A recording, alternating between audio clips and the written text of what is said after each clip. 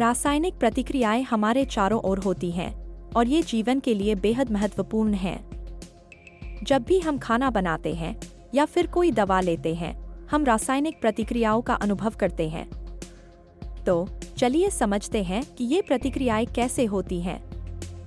रासायनिक प्रतिक्रिया तब होती है जब दो या दो से अधिक पदार्थ आपस में मिलते हैं और नए पदार्थ बनाते हैं।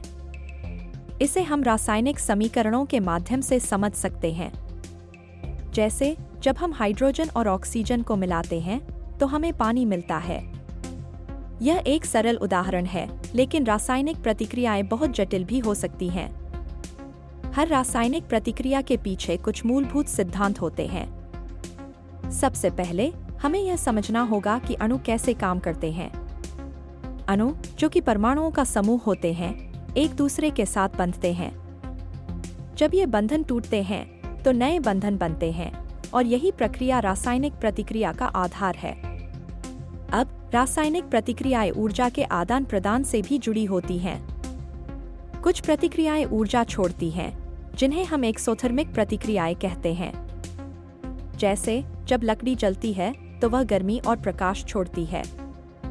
दूसरी ओर कुछ प्रतिक्रियाएं ऊर्जा को अवशोषित करती हैं, जिन्हें एंडोथर्मिक प्रतिक्रियाएं कहते हैं। उदाहरण के लिए, जब बर्फ पिघलती है तो उसे गर्मी की आवश्यकता होती है। इसके अलावा रासायनिक प्रतिक्रियाओं की गति भी महत्वपूर्ण होती है।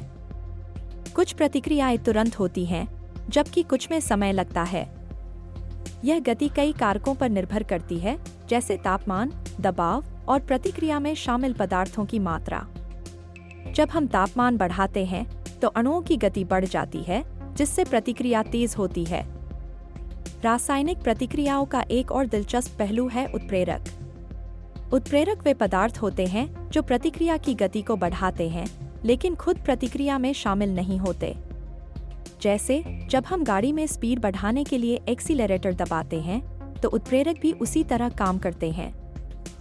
आखिरकार, रासायनिक प्रतिक्रियाएं हमारे जीवन का अभिन्न हिस्सा हैं। वे न केवल हमारे भोजन और दवाओं में, बल्कि हमारे पर्यावरण में भी महत्वपूर्ण भूमिका निभाती हैं। जब हम समझते हैं कि ये प्रतिक्रियाएं कैसे होती हैं, तो हम अपने चारों ओर की दुनिया को बेहतर तरीके से समझ सकते हैं। रासायनिक प्रतिक्रियाएं केवल विज्ञान नहीं है, बल्कि यह जीवन की एक अद्भुत कहानी है।